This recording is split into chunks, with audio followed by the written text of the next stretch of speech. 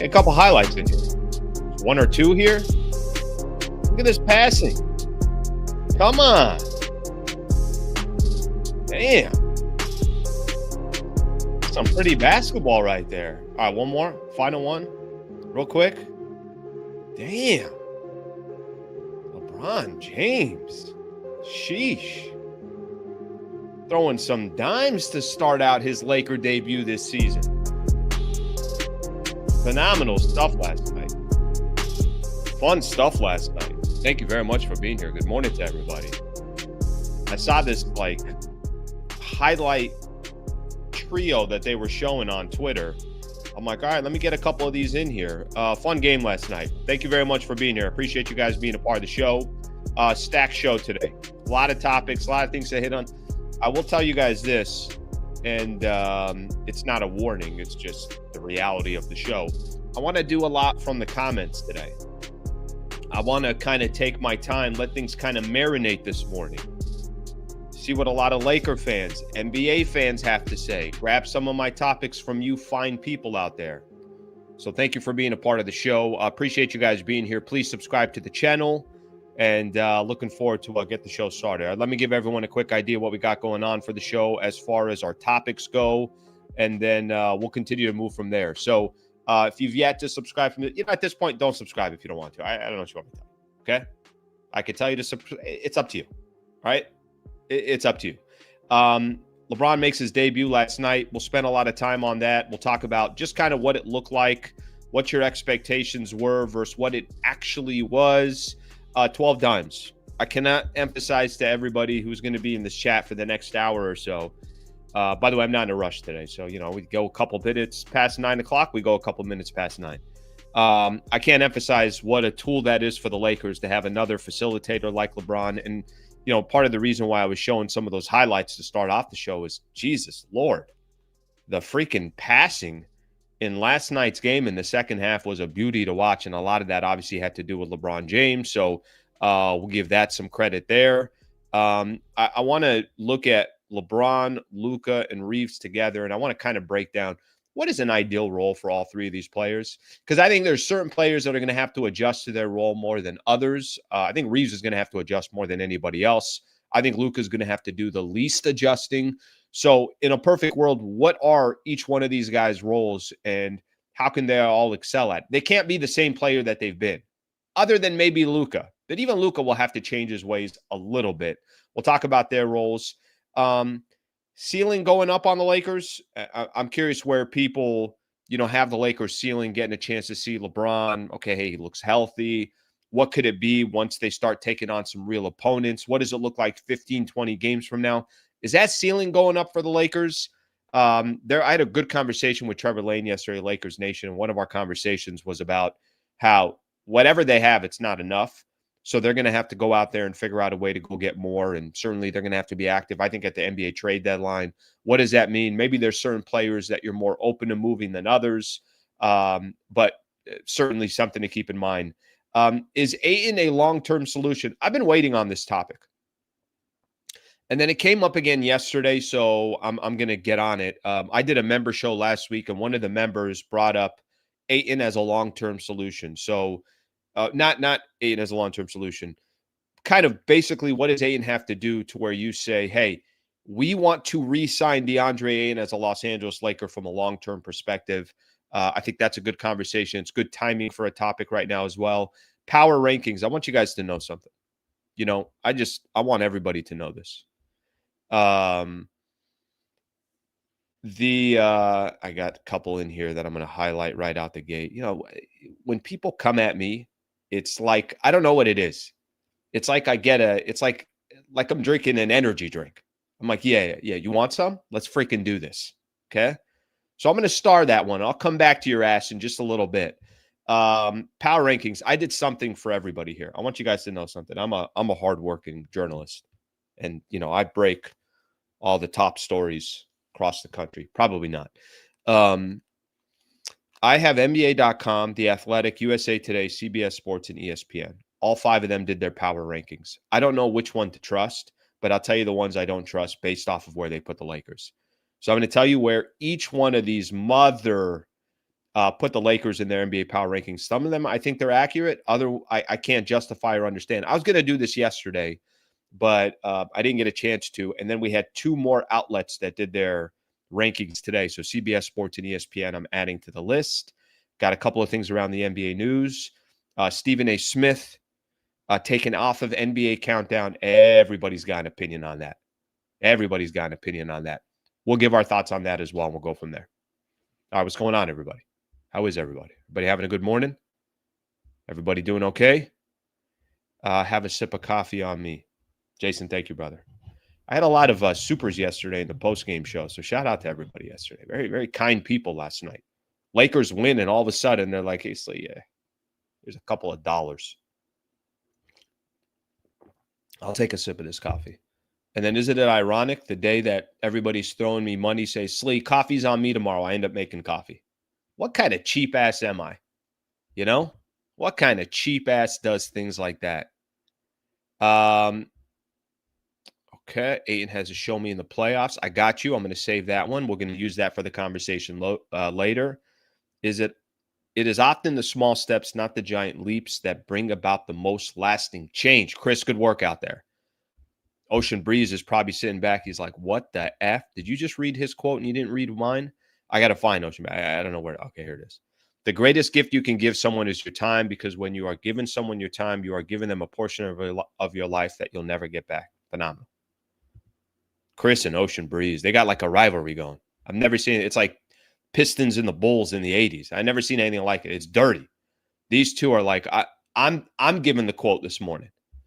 All right, 11-4. Let's get things started. Thank you very much for being here. Appreciate you guys being a part of the show. I'll get into some more of these comments as the show rolls, and we'll go from there. Okay, so Lakers win last night. All good, no big deal. They're 11-4 on the season. There's no storyline there. So if you thought there was a storyline for Lakers beating the Utah Jazz, that's what they were supposed to do. The Jazz now 5-9 on the season. Nobody's holding their breath, and you shouldn't be changing how you look at the Lakers because they beat the Jazz yesterday. However, you should be looking at, what did it look like? Give me the nuances. Give me the details. We all know that LeBron was going to make his debut yesterday. What was it going to look like? I thought it was kind of a tale of two halves, which is not a huge surprise. LeBron hasn't played. They said that he hadn't really practiced much at all since the playoffs, since the Lakers lost to the Minnesota Timberwolves. So, it's going to take the guy some time to catch his breath, get his conditioning right, look the way he wants to look, his timing, all that stuff. I mean, all that stuff's going to take, and it's going to take at least a couple of weeks for LeBron to say, all right, I think I'm good. I got my win back. I got my timing right. Understanding where players like the ball. I understand the schemes, all that stuff. I'm not worried about LeBron. It's just time. The guy's going to need some time. But I think what you saw yesterday, just a little bit of a glimpse of how LeBron can change the dynamic for the Lakers when he makes his debut, is there's obviously certain characteristics that LeBron brings to the table that just some players will never have in their arsenal, or they just don't have the experience to be able to do that on a night in, night out basis. And the one that I think stood out to everybody was his 12 dimes, his 12 assists. Okay, 12 assists yesterday for LeBron. All right, were they sometimes I see people anytime LeBron does something and they're like, he's padding his stats. Well, he only took 7 shots yesterday. He goes 4 of 7 from the field.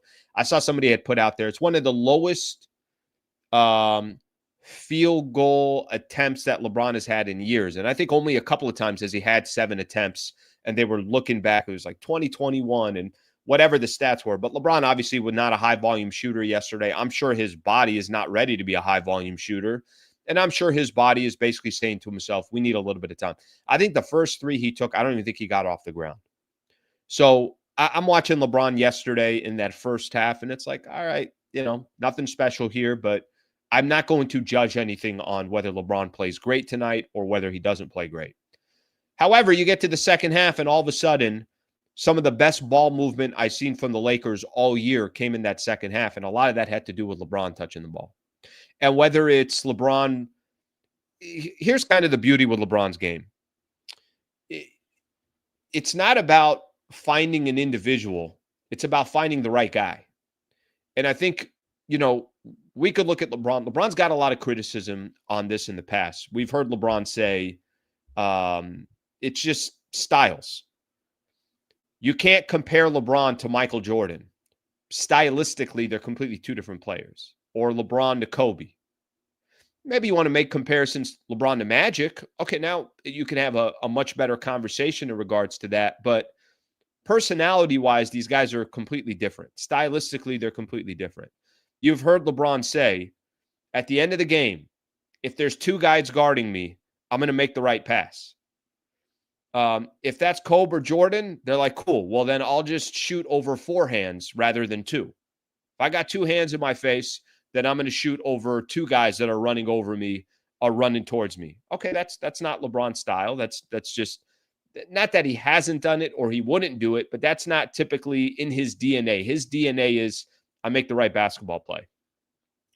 Yesterday, I think, was a phenomenal example of how the Lakers can, with LeBron, can kind of add a different dimension to their game. Now you're going to need a lot of other guys to cash in so that plays that LeBron makes adds to what this team already is. Let me give you guys an example. He hit Gabe Vincent. I'm just off the top of my head. Here's all the people that got to eat yesterday when LeBron James had the ball.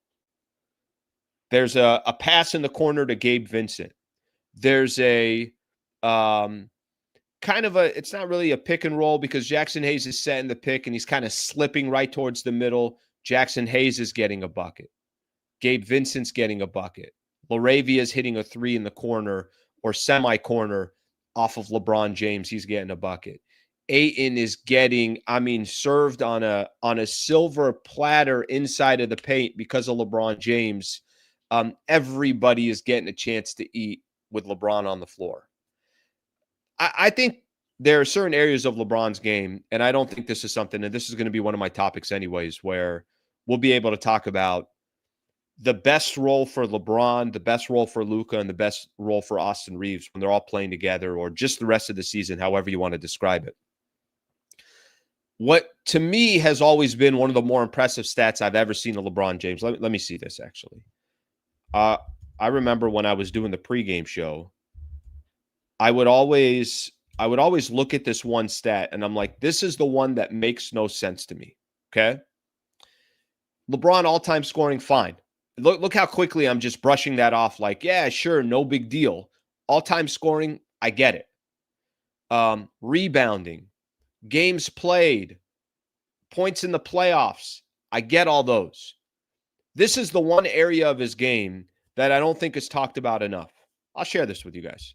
I think this to me, anytime I would have a conversation with one of the brightest minds in the NBA, which is Michael Thompson, eras, he's just been around for so long and got a chance to see all the players play. Obviously, won championships in the Showtime era and everything else. Every time I saw this stat is where I would get thrown off. Show you guys what I mean by that. All right. Here are the all-time assist leaders in the history of the NBA. There's John Stockton, makes sense. There's Chris Paul, of course. There's Jason Kidd. Yes, these are traditional point guards that made their living off of being distributors.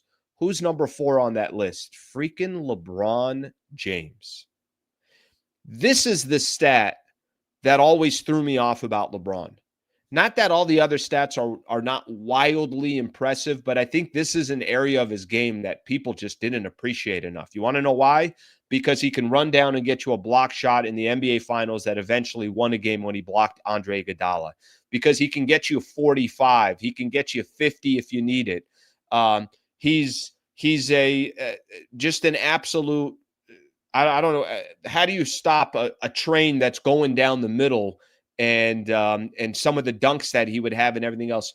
When you think of LeBron, you traditionally think of all those other characteristics that he brings to the table. This, to me, is one of the most impressive stats in the history of the NBA because not only is LeBron all those other things, he's got more career assists than Steve Nash, Mark Jackson, Magic Johnson, Russell Westbrook, Oscar Robertson, Isaiah Thomas, Gary Payton. Every single traditional point guard that you could think of, he's in front of. Every single one.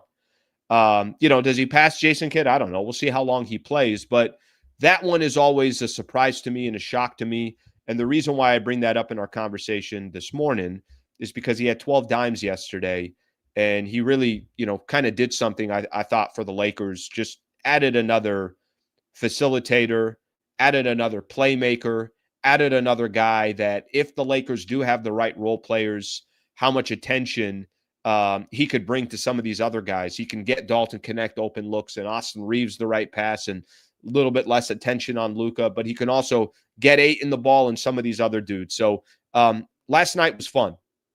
I really genuinely enjoyed watching the Lakers last night, specifically in that second half, because I think it gave us a little bit of a taste of, all right, here's the Lakers without LeBron. They're 10-4. They're balling. You got a lot of guys that can contribute. You got one of the top 5 players in the NBA, maybe 4, maybe 3, wherever you want to put Luka Doncic. But LeBron's eventually going to come back. How can he kind of take his role and take the Lakers to another level? That was fun yesterday. I know it's the Jazz. I'm not trying to make a case here because the Lakers beat the Utah Jazz. Thunder, watch out. Or Denver, watch out. But what I'm telling you is you can look at this team and say to yourself, interesting. What can they potentially become when they're at their best, and hopefully LeBron healthy and going from there? All right, let's take a look at some of the comments here. Now, I did star one here. Let me find the one that I starred. I get a couple here. Slee, as optimistic and happy are with the Lakers start, the taste of that OKC game lingers. Okay, realistically, what the hell can we do? Can we do to compete for a chip? I'm scared that OKC is a juggernaut for a decade. First, Dub 4 Raider. Thank you for being a part of the show. Number one, you should be, because the Oklahoma City Thunder are the class of the NBA. Here's the good news with the loss against the Thunder. It's in November. And I think Lakers don't face the Thunder again. They don't face them until after the trade deadline. If the goal this season is to try to come out of the Western Conference, and obviously I think that is the goal for the Lakers, I think you know that you don't have enough. And maybe no matter what you do, you're not going to have enough. Maybe it is going to take a grinded out 7-game playoff set, and you got to, slow down the game, not let the Thunder do what they do, and you still lose. But I think you got time. So I don't think you got to worry about the Thunder game. I think you got to worry about it's November 19th. They're 11-4, and there's just so much more to worry about before you even get to that point. All right, let's take a look at some more comments here. LeBron is great, but let's not pretend he's worth $50 million. Okay, let's do this one. Take my time here. LeBron is great, but he's not worth $50 million. Well, technically, he's worth $50 million because his contract had an option for a second year, and it was actually worth $52 million. But I see what you're saying. I would tell you that next year, obviously LeBron can't have another $52 million contract if the Lakers, if their goal is to win an NBA championship. The hope is going to be that if LeBron does come back, decides not to retire, wants to play a 24th season, that there is definitely an adjustment in what he's making. Should he be making $52 million this year? All right, that's kind of the contract that's in front of him. There's a reason why he opted into that contract. But let's not worry about the finances. Let's not pay attention to the finances. Let's pay attention to the production, and let's pay attention to what the team brings to the table, or what he brings to the team. Getting excited with the win against y'all. Sit your ass down. Apollo, thank you for being here, brother. I want to let you know I can't do the podcast unless I'm sitting down. So I am technically sitting down. No, I think you're looking at this the wrong way. I don't think it's the excitement of beating the Utah Jazz. I think it's more about LeBron's back on the roster. He's back on the team. Threw out 12 dimes last night, and I think it's about more of the potential of what it can be. What they should, what I think a lot of Laker fans are excited about is the fact that, come on, he's got Lakers are 11-4. I think that's the piece to kind of look at in the Western Conference and say that they're top 4. Get another one here. The most impressive stat that he has more season wins than the entire Pelicans as an organization. Yeah, I don't know what to tell you about that. In 2020, LeBron led the league in assists equals a chip. It's not that LeBron hasn't been doing that. It's that it's never talked enough about. That area of his game is never talked about. All right, let me keep going here. LeBron haters, just decrone, except you were wrong about LeBron's first game back. This is a tough one for me because it's just not a good conversation to have. Like, again, I think people that hate on LeBron, if you want to hate on LeBron because you don't like his politics, you think he's annoying, you think he's starving for attention, then make sure that you say it that way, because that's fine. Like, if you say to yourself, these are the reasons why I don't like LeBron. But if you don't like LeBron on a basketball floor, then frankly, I question your basketball knowledge. Like, if you genuinely think LeBron on a basketball floor is not good for a team, then I have a, like, why even have a conversation with you? Why even have it? It's almost like trying to debate somebody that's far left or far right, and they think their party is, they've done nothing, they've never done anything wrong. It's like, all right, well, I might even have a conversation. We can't have a conversation. You guys know those people. The people that are so far left or they're so far right. I'm like, we can't have a conversation. I can't talk to you. That's kind of that. There's my example of anyone who bitches and complains about who LeBron James is as a basketball player on the floor. I can't have a conversation with you. I can't. There's just no point. LeBron was born to pass the rock. That was Magic Johnson last night in the way of passing LeBron. All right, let's see. Haters so mad this early. Lakers must be back. It's okay. Listen, I got no problem. Being critical is okay. Be objective. That's all right. Give me some meat. Tell me why you feel a certain way. Tell me why this. Tell me that. Okay, let's keep moving on here. Because if not, it's going to be 9:30, and I'm going to continue to go here.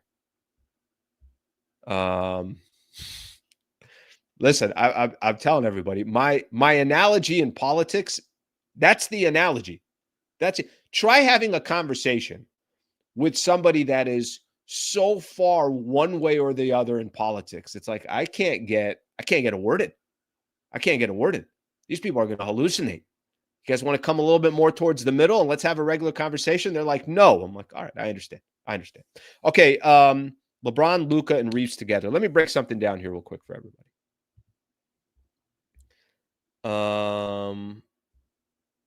Let me break everything down for everybody here real quick.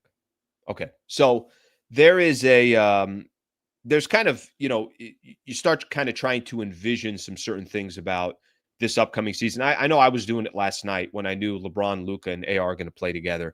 All these guys are going to have some adjustments.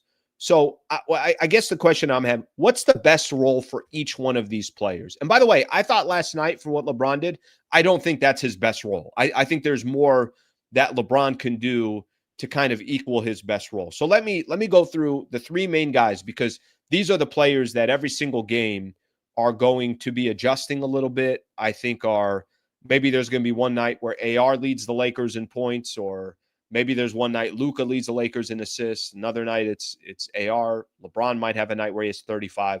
The best role for each one of these three players, and I'm going to give you guys my opinion on it. You guys can tell me what you think. But the best roles for each of these players. Who do I start with? Let me start with Luka. Let me kind of go down. In my opinion, right now, this is the pecking order of the Los Angeles Lakers. If you're at a buffet and the buffet is just about to start, who's the first person in line that's going to eat? It's Luka. And I know that's a little bit of an adjustment for some people. I know that if I'd have said that last year when Luka got traded to the Lakers, people would be like, what are you talking about? This is LeBron's team. He's the one that's been here. He's the one that's a 4-time NBA champion, MVP, finals MVP, all that stuff. You could start listing out his resume. Today, if that buffet is about to open, Luka's eating first.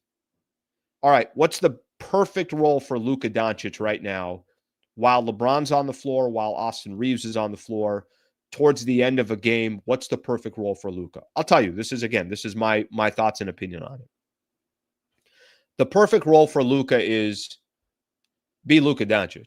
You're not trying to be anybody else. Luka is still he is the franchise right now. The franchise starts with him. It ends with him. This is just how it goes. When you're a 26-year-old that's leading the NBA in scoring and you have the talent that Luka Doncic does, Um, we're not talking about prime LeBron versus prime Luka. We're talking about almost 41-year-old LeBron and prime Luka. We haven't even walked into prime Luka. Luka's role on a night in, night out basis is here's the keys. What do you want to do? That's going to be Luka's role. Now, in a perfect world, I think this is what, is going to make Luka's life a lot easier. Luka's going to have games where he doesn't have to have everything on his shoulders. Luka's going to have games where it's like, damn, I don't know if I've ever played with some other talent. Like he's played with Jalen Brunson. Don't get me wrong. He's played with Kyrie Irving. He's played with talent. I'm not telling you that he hasn't played with talent, but right out the gate, it's not like everything is going to be on Luka's shoulders. Luka does not have to dish out 10 or 12 dimes a game. There's going to be games where Luka's just offensive focused. Luka, we need 40 from you tonight. He's like, yeah, I can do that. No problem. Luka's role, I think, changes the least with LeBron and with Austin Reaves there. I think Luka's going to probably still look a lot like Luka. Here's some areas that I'd like to see Luka depend less on. Maybe take a little bit less threes. Still be looking to be that facilitator. Still try to draw fouls and get to the free throw line. Like I think there's areas of Luka's game that I do think he can adjust to, and I think it's beneficial to the Lakers. But between Luka, AR, and Bron, Luka's role is going to change the least. Okay, who's next? Let's put LeBron in that seat. Let me, out of respect to LeBron James, 40 years old, let me just put LeBron in that next category of roles. And I'm not even trying to rank these because I'll just tell you that I know Luka eats first, and then we could have the argument after that. Maybe out of respect, LeBron is second on that list. LeBron's best role as a Laker. I don't think last night was the best role for LeBron as a Laker. I think LeBron's best role as a Laker, yes, he's going to have 8, 9, 10 assists a game. Yes, I love the idea of letting LeBron be a little bit more of a facilitator. But LeBron's not going to be taking 7 shots a game. He'll take 12, 13 shots a game. His offense is going to come. LeBron's also going to feed off of the attention that Luka's getting. And then whether LeBron takes a shot off of that or LeBron's kicking it to somebody else, kind of that extra pass, whatever the case is. I think what people have said about the Draymond Green comp, I get the concept of that. I see LeBron's stat line being closer to a 26-6, something along those lines on a night in, night out basis. Basically, I do whatever you need me to do on a night in, night out basis.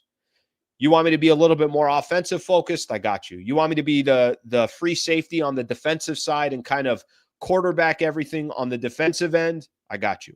You need a little bit more aggressive of a LeBron James on offense? I got you. I think whatever the Lakers need from LeBron, I think LeBron's going to be able to accommodate for the Lakers. But I think if you're just looking at a stat line, I don't think his 11 points, 12 assists, that's a LeBron stat line. I don't think it's going to be that every night. And frankly, I do think they'll need a little bit more scoring from him. Let him continue to facilitate, even if he's just a threat to score or a threat to get to the basket or a threat to get to the free throw line. I think that's advantageous to the Lakers. But I do think he will bring great, great value to the Lakers defensively because of his IQ. Guard multiple positions, guard a big, give Ayton a chance, kind of steer Ayton in the right direction of where he needs to go. So I think that's probably the best role for LeBron, is that vocal leader that's still going to provide you great stats throughout a game and do a little bit of everything like he's done his entire career. But it's not, I can't stop emphasizing this. It's not all on LeBron's back. And that might be the greatest thing for LeBron right now. And frankly, it's not all on Luka's back, and it's also not all on Austin Reaves' back. Like there is a little bit of, we can split the pie here a little bit. Even if you're saying Luka's 50% of the pie, and then AR and Bron are taking 25% each, that's phenomenal. There aren't too many star players that get a chance to kind of share some of that pie and not have all the burden on their shoulders. Last player I'll mention here real quick is Reaves and his role, the perfect role for Reaves. I still think Reaves has got to be aggressive. I know he's going to have to pick his spots. I know Austin Reaves is going to have moments where we don't even realize he's on the floor. I think you felt a lot of that in the first half. But I think when the dust settles, I think you're still going to need an aggressive Austin Reaves. And I think, one of my favorite possessions, and I think I showed it when we started, and I had some of those highlights going on Twitter from NBA.com. One of my favorite possessions was a Reaves beautiful, quick pass to LeBron. And right as LeBron touched it, it's back off of his hands and it's to Ayton. That just seamless, beautiful basketball because all these players have a really, really high IQ. I still think Reaves is going to need to be aggressive. I still love the Reaves facilitator role. We could be sitting in a position here where it's like every single night, there's 6 assists coming from that player, 8 coming from that player, and 11 coming from that player. I mean, think about just the type of chemistry and energy that you can create when that ball is constantly moving. And other guys, whether you like this or not, there's it's said often in the NBA, a lot of players that are in the mix on offense also just give a different type of effort on the defensive side because they feel like they're more involved. So I would say from a role perspective, this is all going to continue to change. I still think Luka obviously is going to have to carry the load, but I think for AR and Bron, and AR is going to make the most adjustments because, AR might have looked his best with the Lakers when LeBron was out and when Luka's out, but the Lakers are not winning games and there's going to be nothing sustainable unless AR is fitting in with those two guys. Luka probably makes the least adjustments. AR probably makes the most adjustments to make it work, and Bron right in the middle where he needs to be. All right, let's take a look at some of the comments. Not concerned about AR in the slightest. You know why I think you say that? Because I think we would all agree on this. I don't think AR cares. I don't think Austin Reaves cares. I actually genuinely think Austin Reaves is just one of those players. Did we win the game or did we not? I could come out here and give you 45 in a game, but if we lost by 8, what does it matter? So I think some of this, that not concerned about AR in the slightest, I do think there's some truth there. I definitely think there's some truth there. All right, let's get some more comments in here. Let's see. They have versatility based on the matchup. I actually like the size option that Maxey brings in 2 big lineups. If healthy, we have interesting pieces. Can I say this real quick about the Lakers' depth? Think about how many players can get real playing time for the Lakers. And I'm not trying to tell anybody that the lineup is perfect because it's not. And I do think they're going to have to make a move at some point before the trade deadline. I think they're going to need more talent, and specifically they're going to need a real wing that can play both sides of the ball and really, really be a threat on both sides of the ball. But let me kind of get into what I was going to say here. Okay, the starting lineup didn't change yesterday. You went LeBron. Obviously, Ayton's in there. It changed as in LeBron's in there, but you didn't make other changes. Rui, Austin Reaves, and Luka. Look at all the guys they can go to off the bench right now. They can go to Jake LaRavia. They can go to Jackson Hayes. They could go to Gabe Vincent. They could go to Vando. They could go to Marcus Smart. They could go to Dalton Connect. They could go to Maxi Kleba. I have not mentioned Adu Thero yet. They got guys. Now, I'm not telling you all these guys are great. I'm not telling you all these guys, the Lakers have the most depth in the NBA because they certainly don't. But they got a lot of different lineups that they can play, and they got a lot of different guys that they can lean on. All right, let's take a look more here. Perfect role for Reaves is in Milwaukee. What was that quote that was out there? I read like a week ago that the only trade the Lakers would make for Reaves is if it's for Giannis or Jokic.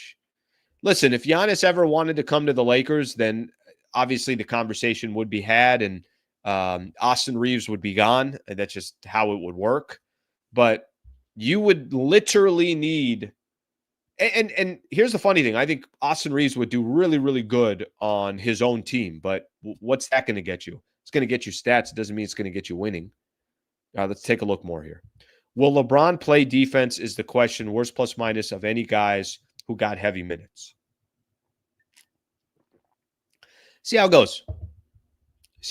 I mean, listen, we can't pretend that he's not 40, that he's about to turn 41. And if you're looking for the LeBron that you were getting 5 years ago, it ain't going to happen. So, and there's a difference between being a quarterback on defense and being the best defender on defense. And I think for him, it's more about, obviously it's more about orchestrating things. LeBron is a luxury. Okay, a couple things here on Rui here. Only way we're trading Rui is if we get back an athletic 3 and D. That was part of the conversation with Wiggins. All right, let's see what else we got here. Luka and Bron are both unselfish, high IQ, all-around great players that can do everything. The fit will be seamless by All-Star break. Well, we'll give it time. We'll see what happens from there. Okay, let's keep moving here. Thank you all for being a part of the show, by the way. Don't subscribe, okay? Don't subscribe. I'm going to reverse psychology this. Do not subscribe to the channel. Probably not the best business plan there. All right, Lakers ceiling here real quick. You know, I had a couple of notes here, and I'm just kind of curious to see if anything kind of changed from people's perspective. But LeBron coming back, I mean, does that change the ceiling for – does that change anything for the Lakers? Or it's kind of like, all right, well, no, because a lot of people thought they were already going to be top 4, top 5 anyways. And the question is just going to be, can they crack the top 3? I'd love to see them against Houston and Denver, but I don't think we got a couple of months, I think, until we actually get to see them against those opponents. So I don't think that's going to be happening anytime soon. I don't know if it's changed the ceiling for the Lakers, but I think it definitely tells me that there's another level that the Lakers could potentially go if everything's clicking.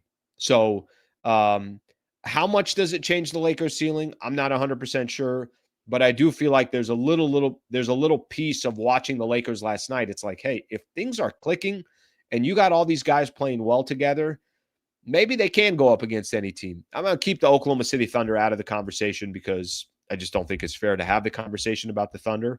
They're in their own class, and I'm going to kind of leave them out of any conversation or any mix. So let me just kind of throw that out to everybody, and then I want to talk a little bit Deandre Ayton. Does it raise the ceiling at all of what you had in mind with the Lakers before yesterday, or no? It's one game, it's a Utah Jazz. But I will say that I think the potential does go up a little bit for me, knowing that LeBron looked healthy. That's the one thing that I will say is that LeBron looked healthy. All right, let's get a couple here. No one wants to face the Lakers in the playoffs. Are we starting this already? I just don't get it. Why is Kuzma in the feed? I don't understand how Kuzma's in the feed here. Amazing how Kuzma's getting so much in this. All right. We'll keep rolling here. Kuzma. How did Kuzma get in here? How did Kuzma get into the chat today? What happened for Kuzma to get in the chat? By the way, if you're listening to this, I mean, obviously watching live on YouTube, so I'm reading a lot of the comments that are here.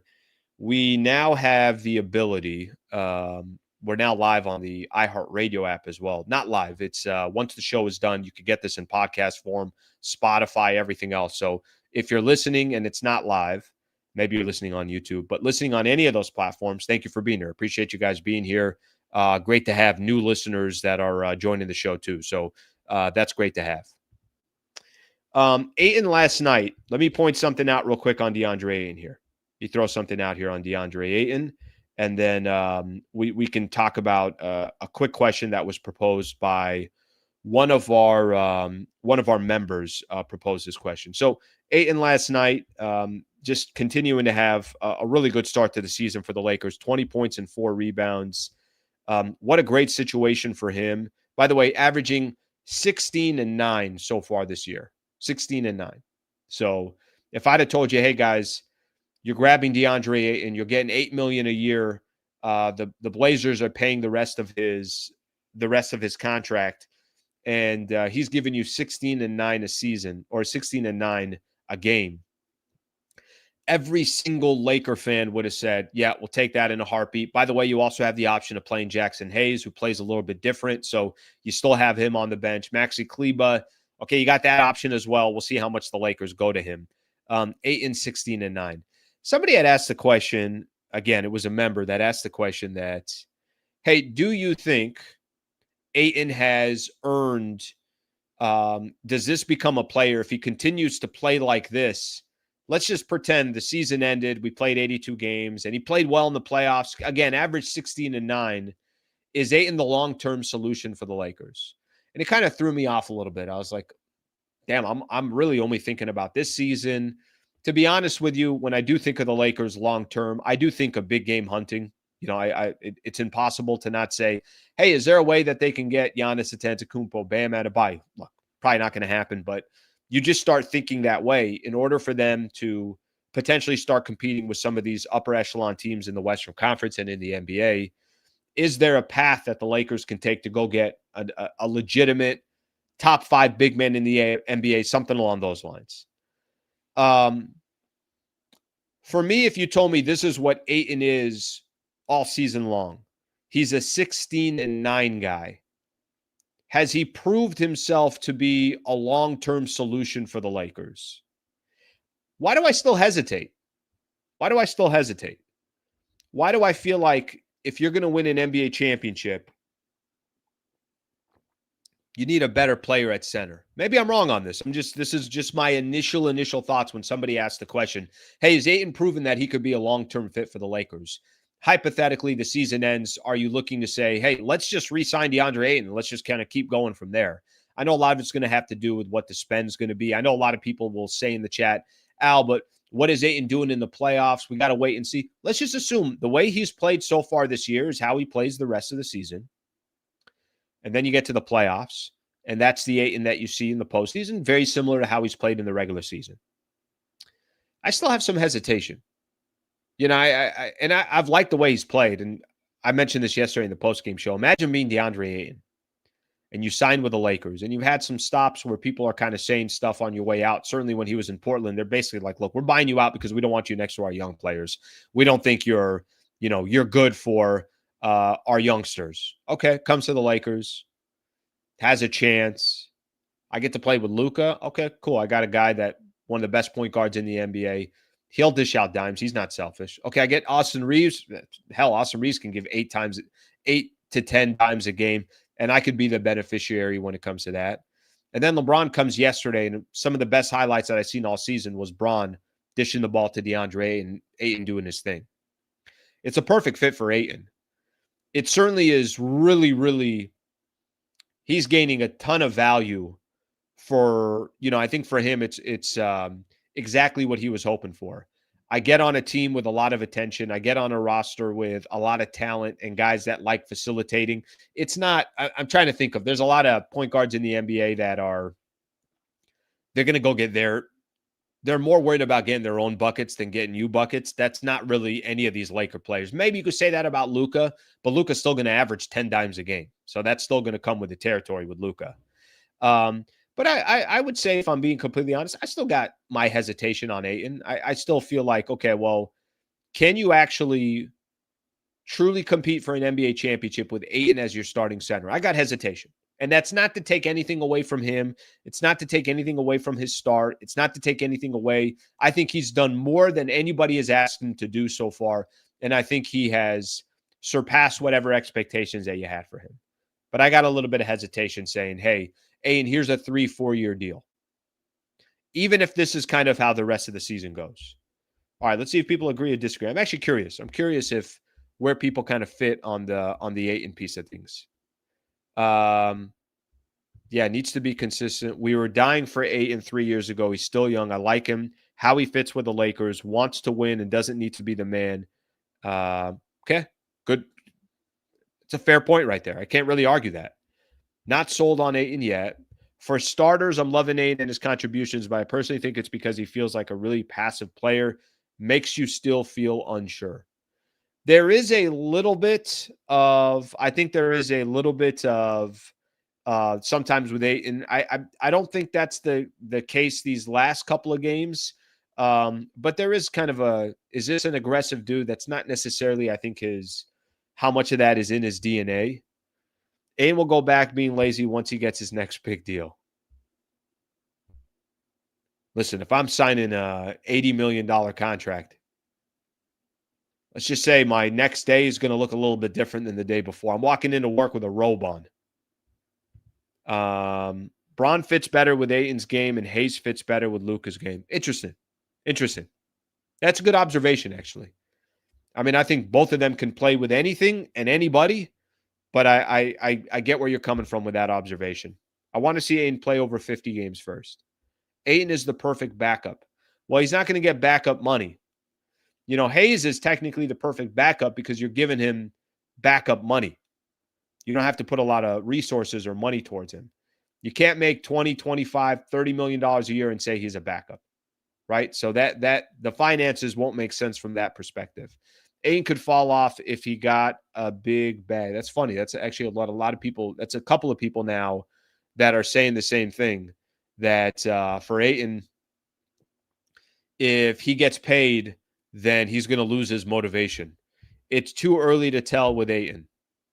Well, I think what's not too early to tell is that the man is in a really, really good position.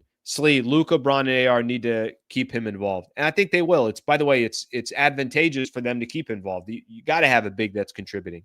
Get another one here. We got a super here. Thank you for the super, brother. I appreciate it. I'm a Rui fan, but I can trust A and AR Luka to get their regular season averages in the playoffs. Rui has to be 16-4-4, no ring. Yeah, listen, I think Rui is what he is. I think if you're expecting something different from Rui, I think you're probably not going to get it. I think Rui is exactly what he is. And nobody should have a problem. I mean, if anybody's complaining about Rui from last night of maybe not doing much, the team put up 140. They didn't need any more from him. So I don't think – I think Rui is what he is. I think there's going to be games where you say, damn, Rui's got a great mid-range. He can hit those jumpers. He's hitting open threes. And then there's going to be a lot of other games where you're like, yeah, I didn't really feel Rui's presence. And why can't somebody who's 6'8" grab a rebound or 6'9" grab a rebound? I don't have an answer for you. Guys, I don't always have an answer, okay? I don't always have an answer. I'm going to the gym later today. I don't know what's going to happen. If you guys have been listening to the show in the morning, I've been bitching and complaining about people at the gym. I have no idea what's going to happen today. Every time I go to the gym now, I just my belief and my confidence in society is crippling. All right, let's look at one more here, and then I want to go into these power rankings that I mentioned. Ayton's rep is like Bynum's. He loves the life and the money, but not the game. Not sure if that is true. Circumstance of the team, Portland was tanking, and he didn't like that. Andrew Bynum. Yeah, that one fell off quick. That one fell off quick. All right, let's keep going here. Let's move on here. So I'm going to do I share this? I don't think I'm going to share it because there's too many of these. Power rankings. I mean, I basically became an investigative reporter in the power rankings around the NBA. I was looking everywhere. Here's the problem with the power rankings. Let me do power rankings real quick, kind of where the Lakers stack up against everybody in the NBA. Here's the problem with the power rankings. Number one, I don't know which day to do it because every single day, a different outlet. You know what? That's it. Wednesdays, we're doing power rankings. That's it. I made a decision right here. Wednesdays, we're doing power rankings because by Wednesday, I think everybody already did the power rankings. So Wednesday, we're going to do power rankings. If I ask the question, where are Lakers in the entire NBA? Where would you put them from a power rankings perspective? Okay. It's not a big deal. It's power rankings. Everybody's got their opinions. Sometimes I think outlets will on purpose put certain teams somewhere else just so somebody talks about it. I do think that's a strategic move right there. But I would tell you, watching the Lakers so far this season, they're 11-4 on the year.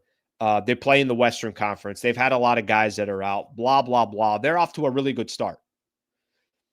I don't think you can put out a power rankings if you're NBA.com, The Athletic, USA Today, CBS Sports, ESPN, go down the list. If you don't have the Lakers in your top 5 in the entire NBA, I can't look at your power rankings. I just can't. I don't think you're watching enough Lakers basketball. I'm not telling you Lakers are the favorites to go win it. I'm not telling you they're top 3. I'm not telling you they're better than the Thunder or the Nuggets or Houston or I'm just telling you, if you're not putting the Lakers at top 5 in the NBA, then I want to know who's doing your power rankings. Okay, let's go down the list here real quick. NBA.com. NBA.com has, I'll give you their top 5. Oklahoma City Thunder, Denver Nuggets, Houston Rockets, New York Knicks at 8-4, the Pistons at 11-2, the Cavs at 9-5 are number 6, and the Lakers come in at number 7. All right, I'm done with NBA.com. My league pass, I just canceled it. It's gone. So the NBA.com's got the Lakers at number 7. All right, let's go to the Athletic. Where does the Athletic have the Lakers? All right, Thunder number 1. They got Denver number 2. I got no problem. You want the Pistons at number 3? Put them. They're 11-2. I think actually 12-2 now. Rockets at number 4. New York at number 5. The Warriors at number 6. The Lakers at number 7. There is a ranking out there that has the Warriors better than the Los Angeles Lakers in the power rankings with the Lakers at 11-4. I'm done. Athletic, canceled. Okay, let's go to another one. USA Today. Are there no, what happened to society? I thought things were going bad at the gym. USA Today. Thunder at number 1. Denver at number 2. Detroit number 3. Houston at number 4. USA Today has the Lakers at number 5. This one is actually a ranking that I can look at and say, okay, hey, this one makes sense. You don't have to put teams in the East in the top 5 ranking just because they're in the Eastern Conference. Just put the 5 best teams in the NBA. That's how you should do your ranking. Okay, let me get 2 more in here. So far, USA Today is the only one that has the Lakers in the top 5. CBS Sports, Thunder, Nuggets, Rockets, Pistons, Lakers. Lakers top 5. I think CBS is doing their job. Last one, ESPN. So ESPN, I think, puts out their rankings. They put them out this morning. And here's where ESPN put them. Thunder, Denver, Detroit, Houston, Cleveland, New York, and the Lakers at number 7. How is anybody watching the NBA this year and seeing a team 11-4 in the Western Conference? You got the Lakers at number 7. Make that make sense for me. Make that make sense for me. I don't understand that. I don't understand how all those outlets. I spent 11 hours working on the power rankings here. 11 hours getting that set up for you guys. CBS, USA Today, the only 2 that have Lakers in the top 5. I'm sorry, but if you've watched the first 15 games of NBA basketball this year, the Lakers are a top 5 team in the NBA. Their record says it. Their play says it. Their injury says it. They're just getting LeBron back. They're a top 5 team in the NBA. Why are you putting the Knicks and the Cavs and some of these other teams who have worse records? What's the Warriors at number 6 and the Lakers at number 7? Warriors have 2 or 3 more losses than the Lakers. I don't understand the power rankings. So I don't know what to tell you. Pistons roster is deep. Give the Pistons credit. Definitely give the Pistons credit. They're playing some good ball. I got to see Detroit when they get good again. Yeah, I mean, listen, they're in the East, so I don't know how much I really pay attention to all that stuff, but just something to keep in mind from that perspective. Okay, let's start looking at some of the comments here, and then I got some NBA news, some NBA stories that I want to get into. I had one thing here that I want to point out real quick. We've been having the conversation about, and I try staying away from this because I don't think there's much of a conversation. Did you guys see the quote Austin Reaves had leading into yesterday's game? And he was talking about LeBron. And I thought it was one of the more interesting quotes out there. And I hope it kind of puts into perspective for those that they're waiting for LeBron to make a mistake because they want to point out that LeBron's not good. He's not a good basketball player. He ruins franchises and teams. Okay, that's fine. You can, if that's the angle that you want to take. Let me read this quote from Austin Reaves yesterday that I wanted to read it yesterday, but yesterday was a little bit rushed and we had Trevor on as well, so I didn't get a chance to read it. Here's what Reaves, his thought on LeBron before he came back. Listen to what he said here. He said, he is, in my opinion, the greatest player to ever touch a basketball. And I guarantee you, if you ask basically our whole team, a lot of the young guys would say he is their favorite player ever. So his presence, his ability to lift up a team, and obviously his IQ are all welcome additions. It's good. It's good to have him back. I don't know why that quote kind of hit me, but I was reading it yesterday, and, he says, greatest player to ever touch a basketball. And I guarantee if you ask basically our whole team, a lot of young guys would say he's their favorite player ever. You know what's a trip? You know how many players right now are in the league that they weren't born when LeBron started playing in the NBA? There was yesterday they showed, I think it was on Spectrum, they showed his first bucket against the Sacramento Kings in his debut, and then they showed his first bucket in his 23rd season in the NBA. The reason why they did that is because no player has ever played 23 years in the league. So that's part of the reason why that went down yesterday. But I'm not sure why that quote kind of hit me with Austin Reaves. It's like, yeah, there are a lot of guys that are in the league today that they grew up and their favorite player was and maybe it was LeBron, maybe it was Cole, maybe whoever it was, right? But that's how long LeBron's been doing it for, and he's walking into his 23rd season in the NBA. Let's see what else we have here. Let's see. Put superstars. Lakers struggle against shifty guards. Pistons have beaten very good teams. Okay, I have not looked at that schedule. I'm giving them credit either way. I mean, you start the season out like that. Okay, what's this one here? It's almost pretty obvious that they're biased and most likely don't want to give the Lakers the credit they deserve thus far. I mean, I don't know what it is. I'm just telling you, I take a little bit more drama out of things. I take the drama out of things. They're a top 5 team so far in the NBA. I mean, it doesn't mean that they're going to stay that way. It doesn't mean that that's going to be where the Lakers are in a month from now. It doesn't mean anything. It just means up to this point of the season, about a month in, Lakers are a top 5 team in the NBA. That's what I would tell you in regards to that. Okay. I got some NBA stories that I want to get into here real quick. How the hell that hour go so fast? By the way, if you missed any part of the post-game show yesterday, you can always go back. Full post-game show, instant reaction right after the game. So thank you for supporting the channel. I really appreciate that. Got a couple stories around the NBA I want to get into here real quick. Did you guys see this? Steve Kerr talking about the NBA. I'll tell you what people don't like. I don't think people they really don't like anybody bitching and complaining about load management. I don't think they like guys taking nights off. I don't think people I don't think they have any sympathy for players from that perspective. Steve Kerr had something interesting to say. He said Steve Kerr's concerned that the NBA's increased pace is leading to injuries. All right, here's some of the injuries going on right now. Giannis Antetokounmpo, Victor Wembanyama, Stephen Castle, Anthony Davis, Dylan Harper, Ja Morant, Drew Holiday. Obviously, there's other players that are out for a season. Tyrese Halliburton. I know Zion's out. I know DeJounte Murray is going to be out for a while. Who am I missing? Jason Tatum. A lot of injuries in the NBA. Let me read this from Steve Kerr. You guys can tell me what you think. Across the league, everyone understands that it's easier to score if you beat the opponent down the floor, get out in transition. But when everybody's doing that, the games are much higher pace. Everyone has to cover out to 25 feet because everybody can shoot threes. We have all the data. Players are running faster and further before. We're trying to do the best we can, but we basically have a game every other night. It's not an easy thing to do. Okay? Another quote from Steve Kerr. I don't know how most people are going to take this because I think a lot of people just look at things. You got old schoolers that are like, we used to play 82 games a year and nobody bitched and complained. We used to do it. You do it too.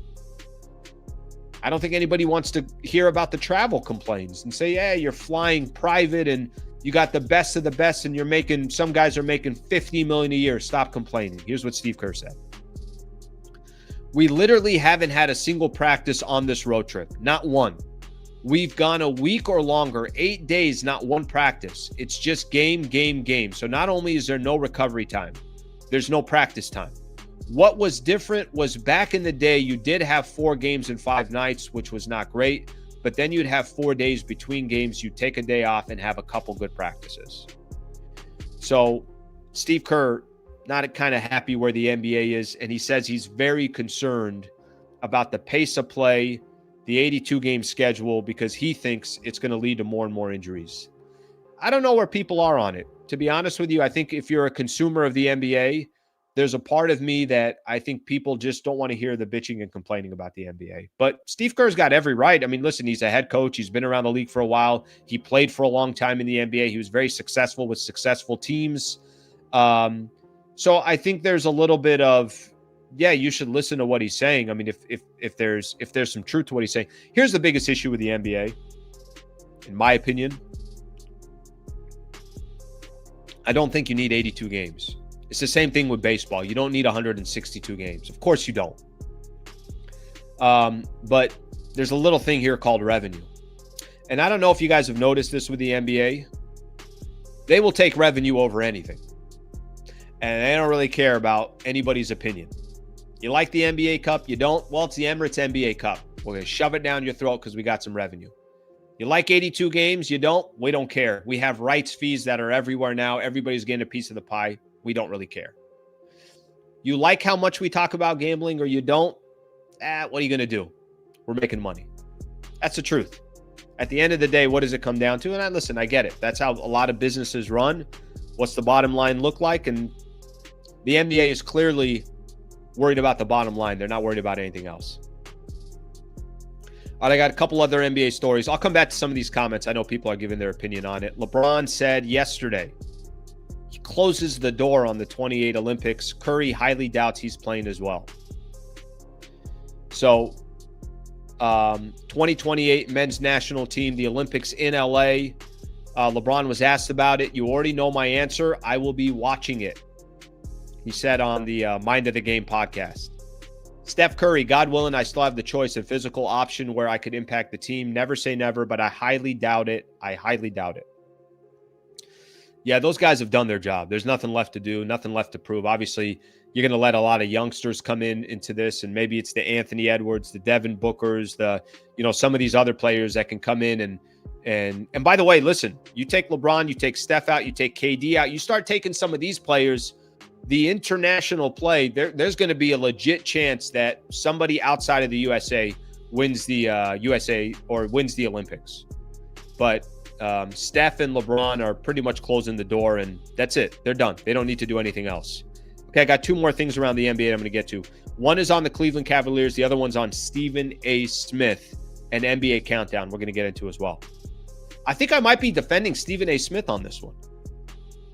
I know if there's a lot of people defending Stephen A. I'm walking into some new territory. Okay, the Cleveland Cavaliers fined $100,000 for sitting Donovan Mitchell and Evan Mobley for rest. The Cleveland Cavaliers have been fined $100,000 in the NBA for violating the league's player participation policy by sitting both Donovan Mitchell and Evan Mobley for the team's November 12th game. Both players were classified as star players by the league's policy, which was adopted prior to the 2023-2024 season. The Cavs were in the midst of a stretch of 6 games in 8 days, were fined for sitting both players for rest, as listed on the injury report. I don't know if the franchises care. I don't know if they really genuinely care. I think the franchises are just going to do what's in the best interest of the team and long term. You got one coach that's sitting back and saying, hey, we are having issues with we got people saying that we're having issues with guys staying fresh, more injuries. They're trying to be more strategic. I don't think people are going to listen. If I'm running a franchise and you want to find me $100,000, but I think it's for the better of my team and a couple of players, then I'm probably going to take the $100,000 fine. So, okay, final one I got here. Thank you for being here. Stephen A. Smith, NBA Countdown. Stephen A. kind of addressed this, but I guess the last couple of days have been going down. NBA Countdown made an announcement of who they're going to have for NBA Countdown moving forward. Malika Andrews, Brian Windhorst, Michael Malone, obviously former coach of the Denver Nuggets, and Kendrick Perkins is going to be kind of their mainstay. Shams Charania will make regular appearances on the show as well. Okay, who was left off that list? Stephen A. Smith. Stephen A. addressed it. Basically said, yeah, I chose not to do it. Let me read actually here. He will remain a fixture on First Take, his daily morning show. Smith will not be on regular on ESPN's premier NBA pregame shows anymore, though he could still make occasional appearances. Listen, I feel like you guys tell me on this one. A lot of people rooting for Stephen A. or rooting against Stephen A. Smith. Let's just say that. Look, comes with the territory. Stephen A. Smith has had an incredible amount of success in his career. And you know what comes with success? People that want to see your downfall. That just kind of, that's how it works. Yeah, I'm good without Stephen A. Smith on NBA Countdown. Of course I am. That's fine. I mean, me personally, Stephen A. Smith's not my cup of tea. But that doesn't mean I can't respect what Stephen A. Smith has done in the industry, because whether you like him or you don't, and listen, I'm not. If you told me let's pretend we're having a little bit of debate here. Do I like Stephen A. Smith style or do I like Max Kellerman style? I'm a Kellerman guy. That's my style. I like that style. I think Max Kellerman is incredible. Obviously. And maybe I'm not the perfect person to ask, because I've had a relationship with Max Kellerman over the years, and I'm a fan of his style. But I genuinely am a fan of his style. Stephen A. Smith, there's a lane for him. He has absolutely demolished it in everything that he's done. He's killed it for ESPN. He has his own podcast that he's killing it for. He's on Sirius XM. He's put his face into politics, and you see him on Fox News and this and that. The guy has won. So it's kind of funny. There's a lot of people out there that were kind of rooting against Stephen A. Smith, and they're all excited and he's not on NBA Countdown. I'm like, the guy does 77 things for ESPN, and then he does his own podcast and everything else. I mean, he won. I don't know what you guys want me to tell you. I joke around. I was saying this kind of messing around. I was talking about how I'm like the only one defending him. I'm not even trying to defend him. What I'm trying to tell you is, the man won. He has been so wildly successful, and a lot of times it's not my style. It's not my cup of tea. I'm not going to that restaurant, but a lot of other people have gone to that restaurant for a long, long time and continue to go to it. So Stephen A. Smith is off of the NBA Countdown. So something to keep in mind. All right, my people. Thank you. Appreciate it. Fun show today. Enjoyed coming on and talking Lakers and NBA basketball with you guys. Enjoyed some of these kind of side topics as well. I'm back on tomorrow morning at 8 a.m. We'll continue to have the conversation. We'll continue to preview, obviously things coming up in the NBA and around Lakers basketball. Thank you, everybody. Have a great rest of your day. Have a great rest of your morning, and I'll see you tomorrow morning at 8 a.m.